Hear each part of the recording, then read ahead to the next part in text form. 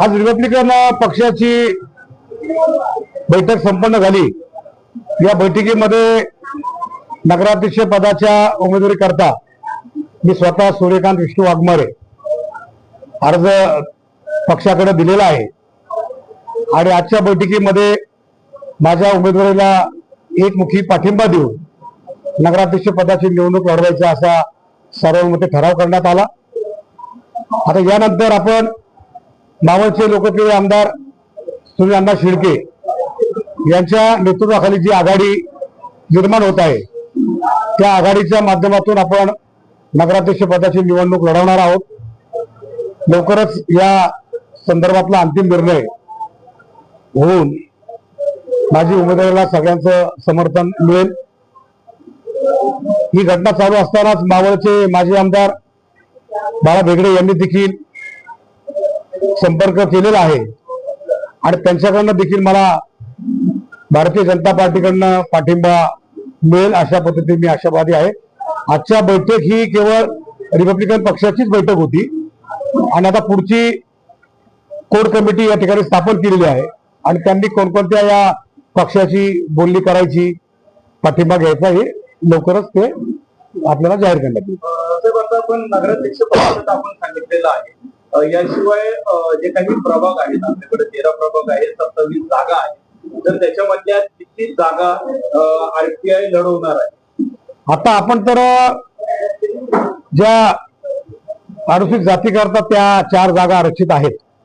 त्याच्यामध्ये वलवण आहे, रेल्वे विभाग आहे, बाजार विभाग आहे आणि सिद्धार्थनगर आहे। या 4ही जागा आम्ही त्या ठिकाणी मागितलेल्या आहेत आणि अशा पद्धतीने महिलांच्या 2 खुल्या वर्गातल्या जागा आणि ओबीसी वर्गातल्या 2 जागा आम्ही लढवण्याच्या दृष्टिकोनातून आमची हालचाल सुरू आहे।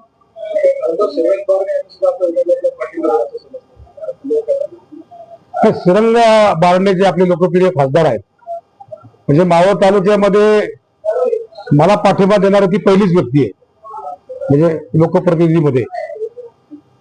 आणि अशा पद्धतीमध्ये त्यांनी खासदार असताना सुद्धा आम्ही त्याच्या लोकसभेला जे काम केलं, खरं तर त्यांनी आमच्या कामाचं मूल्यांकन केलं, मूल्यमापन केलं आणि आमच्या पक्षाचे राष्ट्रीय अध्यक्ष आदरणीय आठवले साहेबांना सांगितलं की तुम्ही सूर्यकांत वाघमारेंनाच उमेदवारी द्या, मी देखील तुमच्या बरोबर आहे।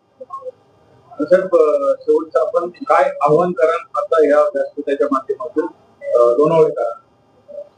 मी लोह्यातील लोणावळेकरांचा मी उमेदवार आहे।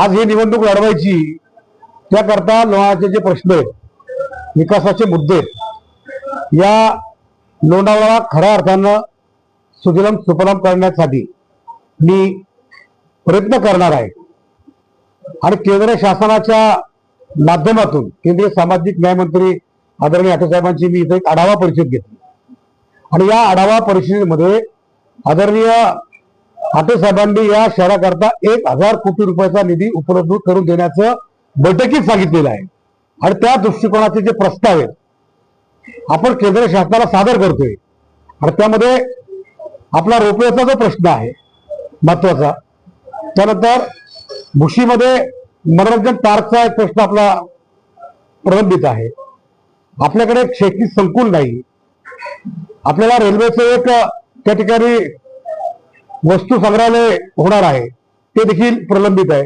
त्याचा देखील मी प्रस्ताव केंद्र शासनाकडे सादर केलेला आहे। अशा अनेक प्रश्नावरती मी सविस्तरपणे आपल्याशी बोलन, परंतु या शहराला राज्य आणि केंद्र शासनाच्या वतीनं लोणावळ्याकरातल्या कल्पनेतलं स्वप्नातलं सुंदर शहर की महाराष्ट्रातले पर्यटक या ठिकाणी आल्यानंतर आज जो संताप व्यक्त करतात तो संताप नाहीसा करण्याचं वचन या लोणावळ्याकरांना देतो। धन्यवाद।